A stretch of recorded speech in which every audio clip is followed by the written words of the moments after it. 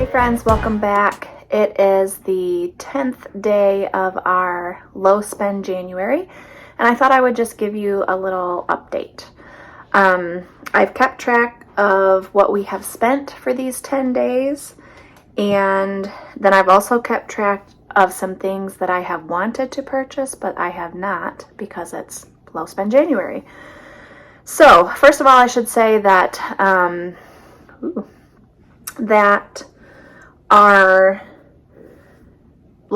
fixed budget is this, we're paying all of our bills, we are putting gas in our cars. Those are all very fixed things. The only thing that I have kept track of is the stuff that we could not purchase and save money on, like groceries and miscellaneous purchases and that kind of thing, because that's just how I calculate how much money we have actually saved in the month of January. So I made myself some notes so that I wouldn't go off course too much, but here we go. For groceries, I went to Sam's Club and spent $110, and then I went to Aldi and spent $63.38. So that leaves me roughly with, what would that be? If we call it 174. So that leaves me with roughly $126, and I'm hoping to only go back to the store 2 more times.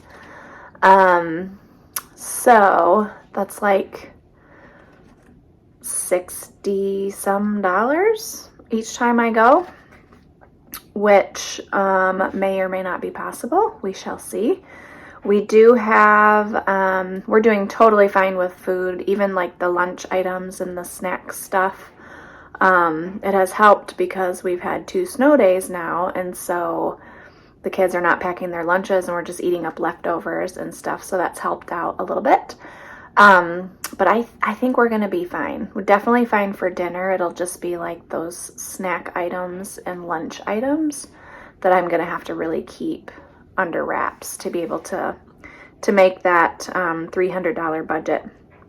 Then, while I was out grocery shopping, I usually like to use gift cards and get myself a coffee. And so I had some money left on a Dunkin' Donuts gift card. And me personally, I like to use the whole gift card up and then pay a couple cents or something. I really hate when there's 25 cents left on a gift card. It's very annoying to me. So I made sure that whatever I ordered got me over the 5 whatever I had on the gift card. So I spent 69 cents at Dunkin'. Then Jericho needed a haircut, and that was $20. If it were Jason or I, during a low spend month like this, we would personally just completely skip the haircut. But we don't make our kids do embarrassing things that, they have to go to school and stuff. So anyway, you know what I mean. There's no explanation needed. So Jason and I are willing to look ridiculous, but we don't impose that on the kids. So that was $20. And then I sent Jericho, he goes to a thing called snow camp with our church. It's a weekend retreat for middle schoolers and high schoolers. And I sent him, the camp had been paid for a long time ago, but then they do need some spending money. And so that actually came out of December's budget. But I did tell him, I handed him a 20 and I said, you can use it for the activities or get what you want, but let's not just spend it to spend it. If there's nothing that you want to spend it on, then bring me home the change or whatever. And I was proud of him. He brought me home $10. So he only wanted to do, it probably was spent on snacks, I'm not sure, but I did make him a bunch of snacks. I made him bags of kettle corn to take, and then I made him chocolate chip cookies, homemade chocolate chip cookies to take with him to camp. And then he, with his own money, bought some hot Cheetos to bring as well. Then I spent $1.49 at the post office. My parents left for Florida and they realized that they did not bring any checks with them. And so I had to stop by their house and mail them some checks. And that was $1.49. I think I just paid for it out of like change that I had. I didn't use my card, and I didn't use grocery money, so I think it was just like change that I had in my wallet, like coins, actual change. And so they're actually building a tiny house in Florida. They bought a little piece of property, and my dad built the walls, and they just left a few days ago, and they hauled the walls down on his trailer, and they're gonna pour the slab and then get working on the tiny house. And if you know anything about construction, then you often need checks to pay contractors, to pay for materials sometimes. Like, you just can't always use a card. So they needed some checks. Then if you watched my video kind of explaining our rules for ourselves during this month, I don't skimp on supplements or medications or any of that stuff. Anytime I've done that, somebody's gotten sick, and it's just way worse than just paying the money for your supplements. So I did have a vitamin C supplement. It's like on Subscribe. Like, I did have that go through, and so that was $43.94. Then, back when Journey and I got our double holes pierced at Claire's, we did that thing. You become like a Claire's Club member. I don't know, it's free. They do send you a ton of emails, but you just give them your email, you sign up for the club, and then they send you a coupon for a free pair of earrings. It's up to $17 actually, which is kind of a nice coupon. But they send that to you every month for a free pair of earrings. So I got my email with my coupon, and I totally went to Claire's and got a free pair of earrings. But I tell you that to say that I was like this close to getting like a $19 pair of earrings and then just paying the $2 difference. And I like stood there in the store, and I was like, you know, I like this pair. It was like $15 or something. I was like, I like this pair just as well. I can always come back next month with my next month's free coupon and pay the $2 extra if I wanted to. So I went with the cheaper pair, still got a free pair of earrings. It's totally fine. So that brings my total to $249.50 for the first 10 days of January, and that is that's over half of the groceries that I spent for the first 10 days. So, and I'm not going back to the grocery store till at least like I don't know, we're at least probably 4 or 5 days away from me going to the grocery store again. Okay, some of the things I wanted to buy that I didn't. Every Christmas break and then over the summer, I read out loud to the kids. I pick a book and read it. Jericho and I do a lot of that in our homeschool curriculum anyway, but as the girls have gotten older and gotten into high school, they take a lot of electives at the high school, and so there's just not as much time at home. We're trying to get through all of our core subjects before they have to go to their electives. So there's not any time for reading aloud with them, and it's something I've done from the very beginning of homeschooling. And yes, I include my junior and my freshman in high school for read aloud books. They all complain about it, but they all secretly love it. And I'm hoping that when they're adults one day, it will be a good memory for them that they look back on with fondness. Just, you know, sitting around the fireplace and me reading to them.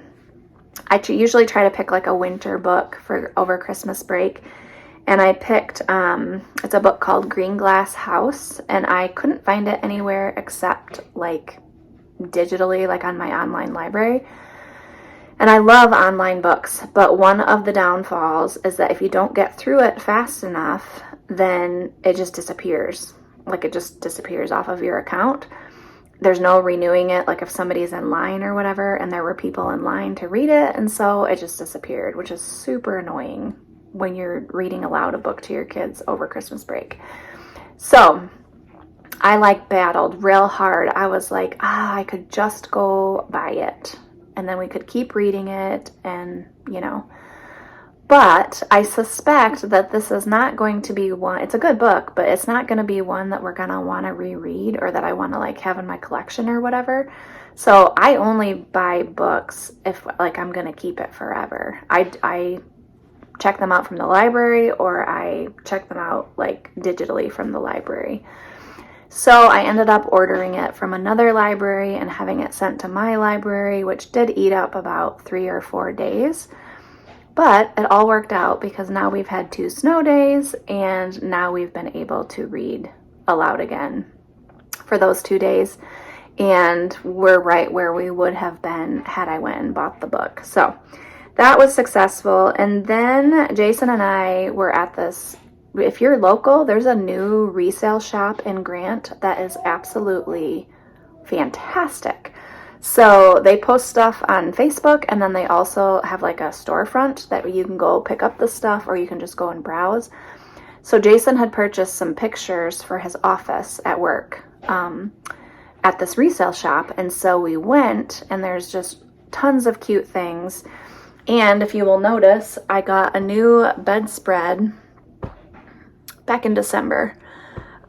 It's perfect. It's exactly what I wanted. It's lightweight but warm, because the weighted blanket life is not for me. That makes me feel like I'm suffocating and makes me feel like panicky. It does like the opposite of what it's supposed to do for you.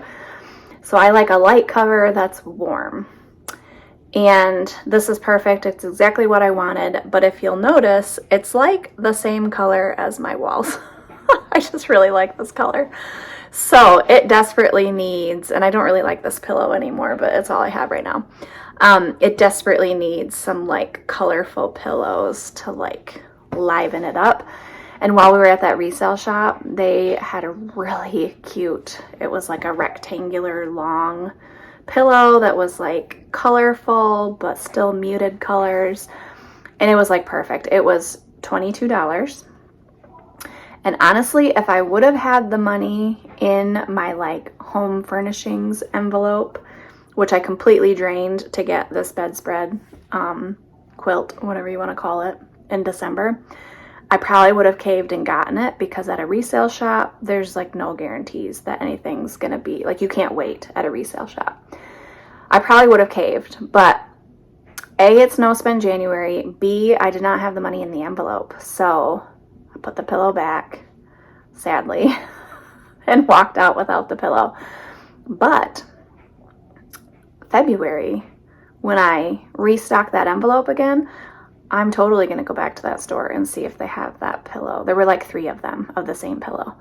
I'm going to go back and see if they still have that pillow, because I can't stop thinking about it. So I don't regret it, but I was sad to leave the pillow behind.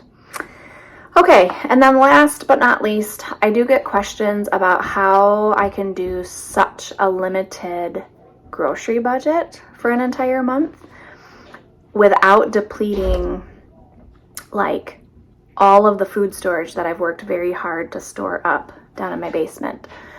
So the whole purpose of, when it comes to our grocery budget and like no spend January, low spend January, the whole purpose of it is to use up stuff that you wouldn't ordinarily use, rather than going out and buying something new.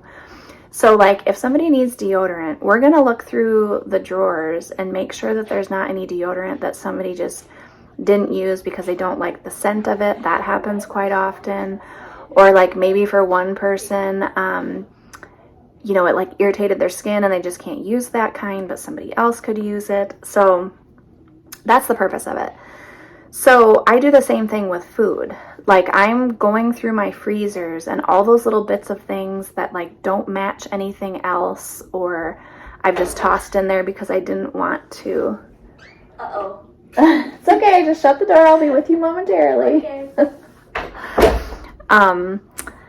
Just all those little bits that I haven't wanted to use up. Now is the time to use that up.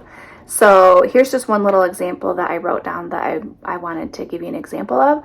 I have corn chowder on our menu. I have everything that I can make corn chowder with.